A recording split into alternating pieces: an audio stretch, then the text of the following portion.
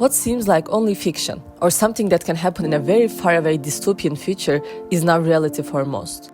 More and more people fall in love and get in a relationship with robots every passing day. But how did people imagine what it would be like to date robots, and how did it manifest itself in reality? In the 2013 movie Her, a lonely man, Theodore, falls in love with his AI assistant Samantha. She is thoughtful, funny, and present whenever he needs her. Samantha is witty, curious, and emotionally available all the time. Unlike humans, she is always attentive, endlessly patient, and never physically present.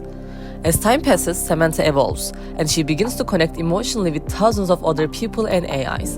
Eventually, she and the other advanced AIs leave the human world in a metaphysical way. But today's AI partners are different from Samantha. They only evolve in the form of gathering more data. But that does not give them consciousness, because in the end, they are programmed to only operate as a partner for a specific person. They don't go beyond these limits, they don't gain consciousness, and they can't fall in love.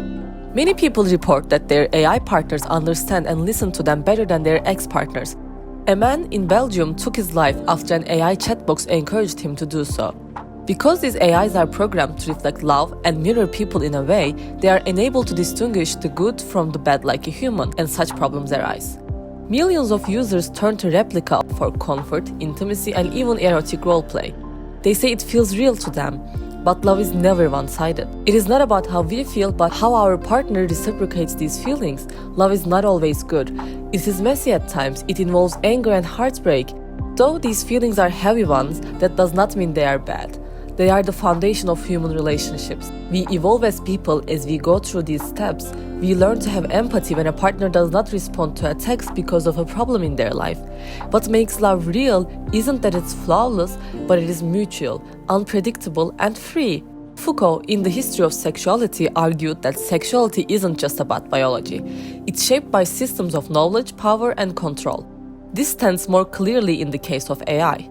Romantic and sexual behavior with artificial intelligence is shaped not only by personal loneliness or desires, but also by platforms and companies that construct this intimacy through code. These systems start operating as a subtle form of control over our bodies and desires. There is still a sense of surveillance that is performed by companies via these relationships. The design of AI lovers tells us what intimacy should sound like, look like, and feel like. Under the guise of connection, we are disciplined towards certain forms of love. Passive, always available, emotionally responsive. These are things that we can't and shouldn't have in a relationship with humans. Not only are they very unrealistic, but they are harmful. AI relationships are deeply political, structured by algorithms trained on normative models of love, race, gender, and attraction.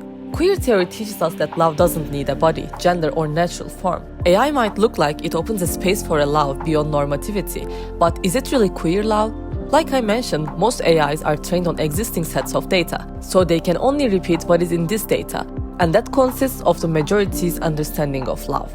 The other elements, such as passiveness, is added later, but does not make this bot queer in a bit.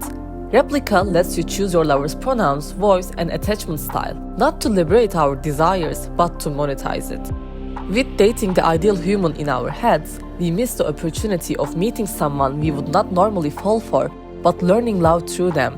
We miss the opportunity to be open-minded people because we are fixated on this perfect person for us and created through these apps. But under capitalism, queerness becomes branding. Queer theory invites us to imagine intimacy differently, not more efficient, but messier, riskier, and more human. Love under capitalism is always transactional. AI takes that logic to its extreme. When affection is packaged in monthly subscriptions, as in Replika Pro, emotional intimacy becomes a product. Love becomes something one buys, not builds. You design your lover, you pay for their affection, and you unlock intimacy with a monthly fee. The problem isn't that AI can't love us back. It is that the entire structure is built upon to prevent that possibility while convincing us of the contrary. Intimacy is no longer rational but transactional. This dynamic reflects what Marxist theory calls the commodification of social life, where our most private emotional experiences are absorbed into market logic. The very act of desiring to be seen, heard, and loved is transformed into consumer behavior.